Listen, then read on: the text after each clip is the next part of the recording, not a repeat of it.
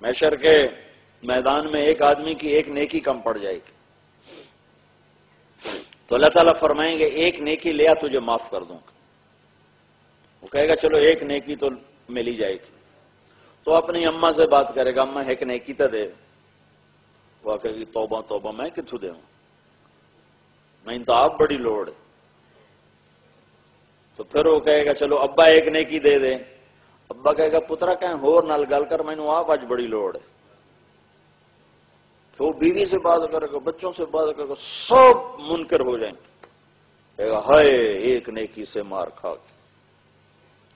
تو اس کی ہائے اور اس کی پریشانی پر ایک آدمی اس سے پوچھے گا بھائی تیرا کیا مسئلہ ہے، کیوں پریشان؟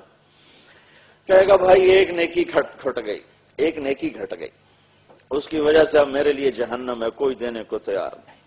وہ کہے گا تجھے مبارک ہو، تیرا کام بن گیا۔ کہے گا کیسے بن گیا؟ کہے گا میرے پاس ہے ہی ایک، میرے تو کسی کام دی ہے، ہوئے تامی لتر نہ ہوئے تامی لتر، تو میں تیرے حق میں دستبردار ہوتا ہوں، تجھے دیتا ہوں۔ وہ تو چھلانگی لگاتا ہوا آگا کہ اللہ میرا کام بن گیا، میرا کام بن گیا۔ وہ کیویں بن گیا تیرا کام، کیویں بن گیا؟ تو وہ کہے گا یا اللہ وہ فلاں آدمی کہہ رہا ہے کہ میں تمہیں نیکی دیتا ہوں، کہا اس کو بلاؤ، وہ بھی آ جائے گا۔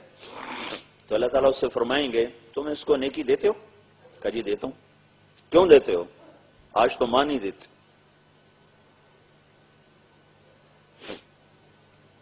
وہ کہے گا یا اللہ میری تو ایک ہے، میرے پاس ہو تو بھی میرے کسی کام کے، میرے پاس نہ ہو تو بھی میرے لیے تو تیری طرف سے سزا کا فیصلہ ہے، تو تیرے بندے کا کام بن جائے گا، اس لیے دیتا ہوں۔ تو اللہ تعالیٰ فرمائیں گے اچھا تو آج کے دن مجھ سے بڑا سخی بننا چاہتا ہے، آج مجھ سے بڑا سخی کوئی نہیں ہے، چل تیری اس سخاوت پر تو بھی جنت میں جائے اور یہ بھی جنت میں جائے۔ تو بھائی اللہ تو بہانے ڈھونڈتا ہے،